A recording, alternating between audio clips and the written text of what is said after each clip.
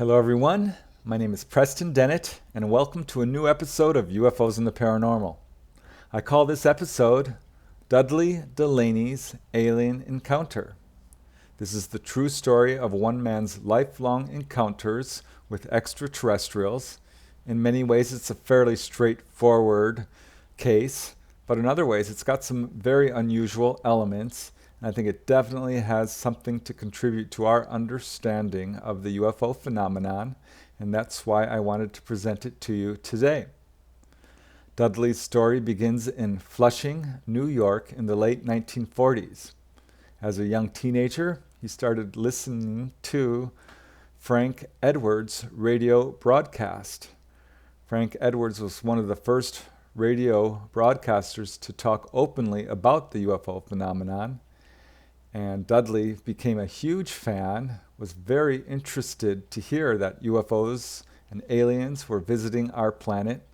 The subject absolutely fascinated him, and from that point on, he paid close attention to the UFO phenomenon, but he certainly didn't think that he himself was involved. So he grew up believing in UFOs, and as an adult became very interested in medicine and healing, and he went to school and became a registered nurse. Following that, he continued his education and became a licensed chiropractor, and then a licensed massage therapist, and became very interested in alternative healing and spirituality. But again, he had never seen a UFO, did not think he was involved in this phenomena in any way. And his first real clue came around his late 30s or so, early 40s, when he woke up one morning to a mystery. There was these two strange lumps on his face. One was on his cheek, on his left cheek, and the other was this little lump above his left eyebrow. And he was very curious about them, how quickly they had appeared, but he didn't think much of them. However, this lump on his cheek did begin to bother him, so one day he decided to take action. As he says, the lump on my cheek kept bothering me, and at times it actually hurt. So one day I sterilized a needle for the purpose of dissecting and draining it. When I opened it up with the needle and squeezed it, to my surprise, a tiny crystal came out.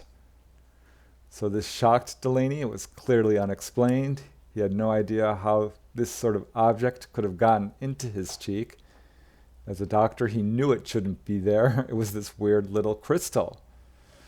He had no reason to connect this to UFOs or aliens, and unable to explain it, he threw this thing away. In hindsight, he regrets it, but at that time, he didn't know. So he just tossed it and moved on with his life. He still had this other lump on his eyebrow, which never went away, actually. Then, in 1991, in his 50s, Dudley received very devastating news. He had been having some health problems, went to the doctor, and was diagnosed with multiple sclerosis.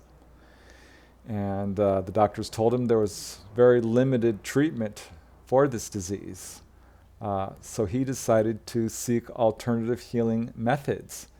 And this led him to the works of Edgar Cayce, a very famous psychic from Virginia who is well known for giving psychic readings and curing people of a wide variety of conditions, illnesses, and diseases. So he really dug deep into the works of Edgar Cayce and tried various methods of alternative healing to treat his multiple sclerosis. And to his amazement, he was successful. He not only halted the progress of his disease, he cured it. His symptoms went away, and he was no longer suffering from multiple sclerosis. This very much inspired him to pursue alternative healing and help others, and he ended up writing a book. In 1999, he wrote a book about healing multiple sclerosis, inspired by the teachings of Edgar Cayce. This book is now a collector's item on Amazon.com. And following this, of course, he became a strong advocate for alternative treatment, not only for multiple sclerosis, but a wide variety of diseases. He became very active in the alternative healing community, was a very loving, giving, generous man who helped an enormous number of people. He has a lot of testimonials praising his work in this area. But it was in 1998, one evening, when he had his first unambiguously UFO-related experience. He was in his bedroom and woke up to a very unusual event. And I'll just let Dudley describe it in his own words. As he says, "I awoke to find myself bathed in a shaft of blue light that came down through the ceiling of my bedroom. Instead of converging towards the floor, the rays appeared to be parallel, which suggested that they either came down from a great height or perhaps they were some type of laser beams." Dudley sat up in amazement, and although the strange beam of light was shining directly on him, he felt nothing, and after less than a minute, this beam of light abruptly blinked off, and the room was plunged back into darkness.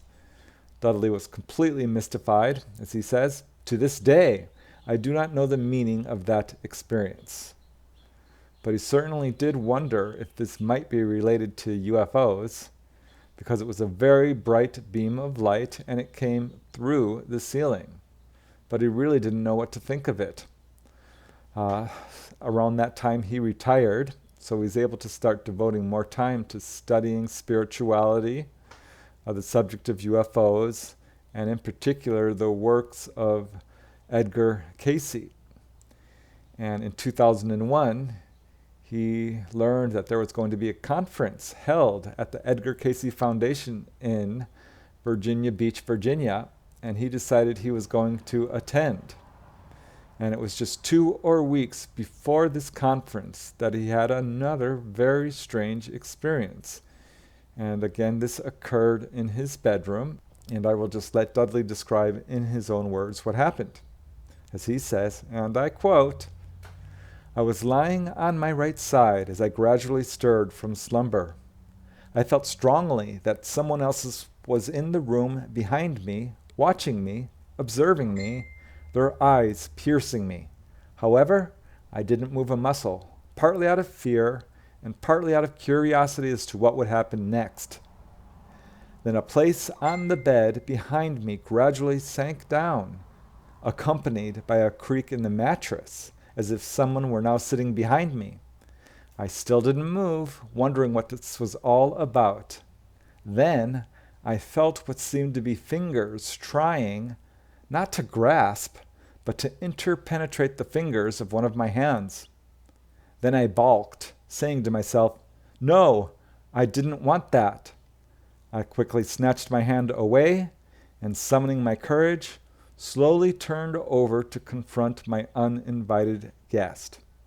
To my surprise, no one was there.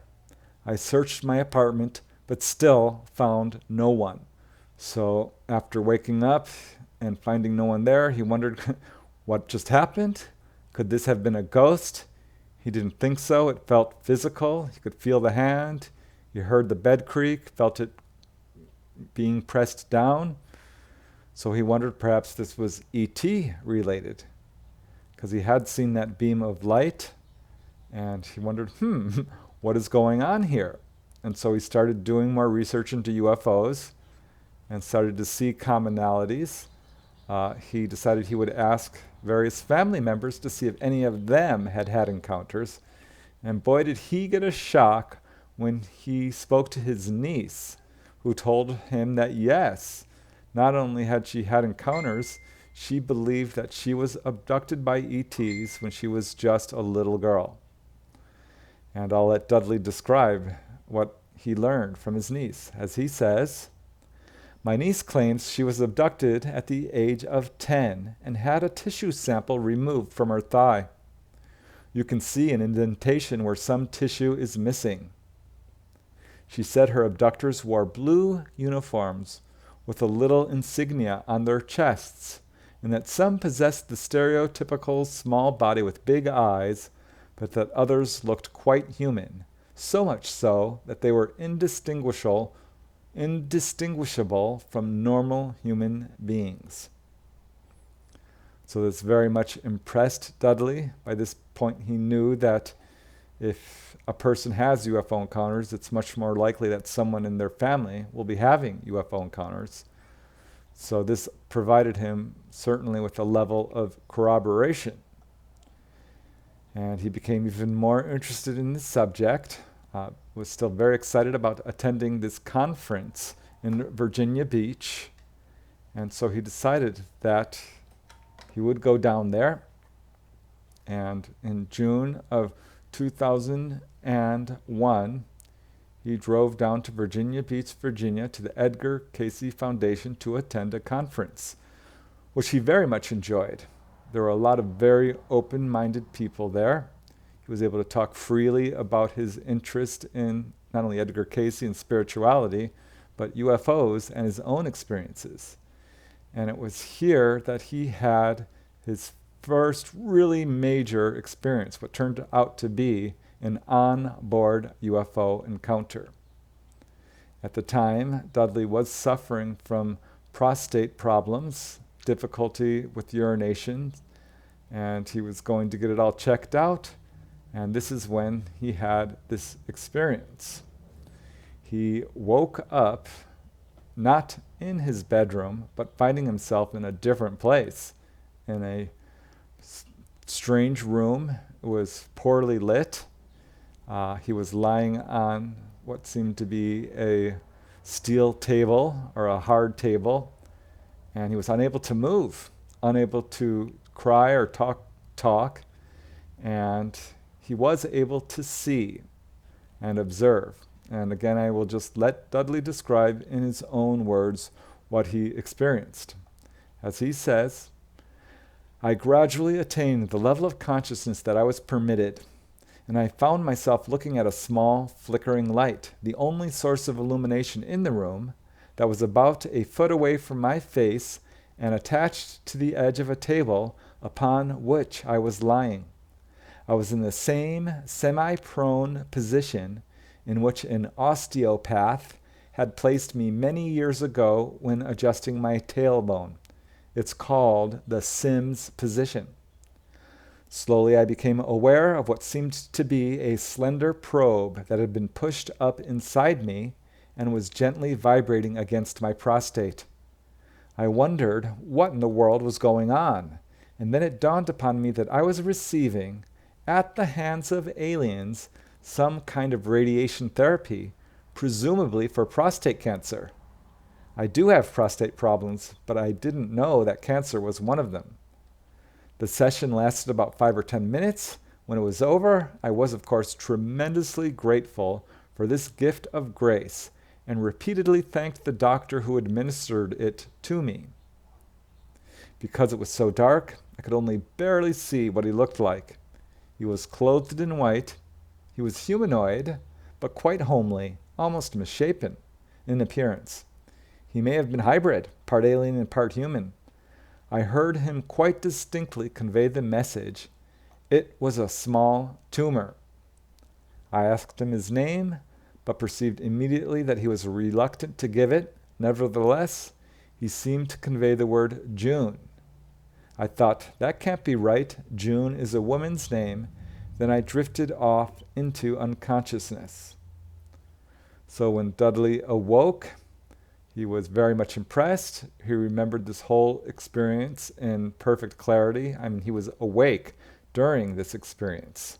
So this was a fully conscious onboard UFO encounter in which he did receive what appears to be an anal probe, and he believes he was healed because following this, his prostate symptoms completely disappeared.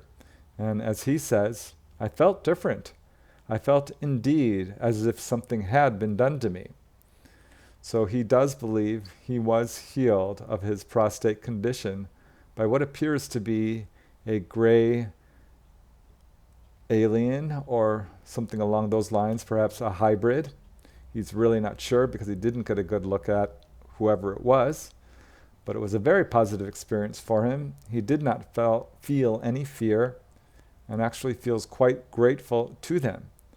And this was when he really began to scour his past and looking for clues that he was in fact a contactee.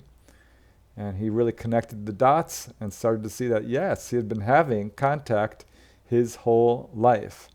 There was, of course, the weird crystal-like thing he had pulled out of his cheek and the lump above his left eyebrow. He remembered the bedroom visitation in which something had grasped his hand, or the other incident in which a beam of light came down and struck him, this beam of light that came through the ceiling itself, his niece's encounter, and all these weird events, his strong interest in UFOs. But then one event came to the forefront of his mind for the first time in decades. He had never thought about it. This was a very weird event that occurred when he was just a little boy, a very young teenager. It was a very unexplained event. It was somewhat embarrassing, very personal. He never told a living soul about it because not only was it personal and embarrassing, he couldn't explain it. But now looking back in hindsight, he wonders if this was in fact related to UFOs or even an actual UFO encounter. And what happened was he woke up in the middle of the night to have a powerful orgasm. However, when he started searching for any evidence of this, he couldn't find it. He didn't have to change his sheets or his clothes, and this really, really puzzled him.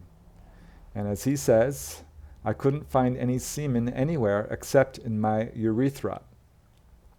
So this had always puzzled him. He didn't know how to explain it, but now looking back in hindsight, he wonders if perhaps ETs had come to visit him and collected a genetic sample from him, perhaps with the agenda of creating a hybrid baby, which is something he had certainly read about in other people's cases. And as he says, and I quote, "In retrospect, I wondered whatever happened to that sample of semen, which presumably was collected by aliens and used to produce offspring that are now living in some distant part of the universe. I wonder what my hybrid children look like, how they are getting along. Perhaps someday, somewhere, somehow, I will be allowed to meet and share a little bit of a father's love with them." So that turned out to be the extent of Dr. Dudley Delany's alien encounters, for the most part at least. However, a couple of years later, in 2003, Dudley did have a very powerful lucid dream, which he believes may be a direct message from the ETs. And I will just let Dudley describe this dream, which impressed him so deeply. As Dudley says, "I awoke in a dream to find myself standing beside the runway of an airfield. A large transport plane was noisily lumbering down the runway in preparation for takeoff. Just as the plane lifted off the runway, it was enveloped in a bright white light. And then it suddenly vanished, without sight or sound, into thin air. At that point, I resumed the unconsciousness of sleep. To me, the experience was clearly a demonstration by an alien intelligence of its power over this material universe. And it makes me wonder what the limits of that power is, and whether it could be used not only to heal men's bodies, but also men's hearts and minds, or that it might be exercised in a manner that will bring peace on earth and goodwill towards men." So that was actually Dudley's last encounter. And it's quite an interesting story. He has no fear ever of this. His experiences have been entirely benevolent. He does not feel the ETs are here to hurt or harm people in any way. And in fact, he himself feels very protected due to his strong spirituality, and in particular, his very strong Christian faith. And to wrap this up, I will just give you one more quote from Dudley, how he feels about his own encounters and this phenomenon in general. As Dudley says, "I find the whole subject of alien abductions to be a fascinating one, for there can be absolutely no question but that they not only occur, but as far as I am concerned, have occurred to me. I know that some people report having had terrible experiences at the hands of aliens. Personally, I am not too concerned about that type of experience happening to me. As a born-again Christian, it is my belief that no harm or evil can befall me except that which my Lord, in his infinite love and mercy, allows. Therefore, I expect not only good things from aliens, because they will definitely have to answer to the King of Kings and Lord of Lords, not to mention the universal law of karma, for their treatment of me. I know it, and just as importantly, so do they." So that is the story of Dr. Dudley Delany. I presented his story in my book, Wondrous, 25 True UFO Encounters. And as I mentioned in the beginning of this episode, it's a fairly straightforward series of events, but I do find some interesting elements to it. It confirms much of what we already know about the ET agenda in terms of perhaps collecting genetic material from people. It confirms that these sort of encounters do run in families. The presence of alien implants is not unusual. Bedroom visitations. One thing I find very interesting about Dudley's case is that he was taken on board and healed. I find this very interesting because a lot of the people I've talked to have had UFO experiences in general, or in particular healings, are often doctors or nurses or social workers, environmentalists, people who fight against racism, musicians, artists, people who are doing good work for humanity in some capacity. And that's certainly true of Dr. Delany. He's spent his entire life in service of others. So I think that speaks towards the ET agenda, why they're here. They are helping those who help others. And that is certainly what Dudley believes happened in his case. So yeah, it's got some interesting things, I think, to say about the UFO phenomenon, and that is why I wanted to present you his case today. Sadly, in April of 2020, Dudley Delany did pass away of natural causes. He was in his late 80s. But yeah, his story is not only very interesting, I think it does have something to say about this UFO phenomenon. And that is why I, again, wanted to present it to you today.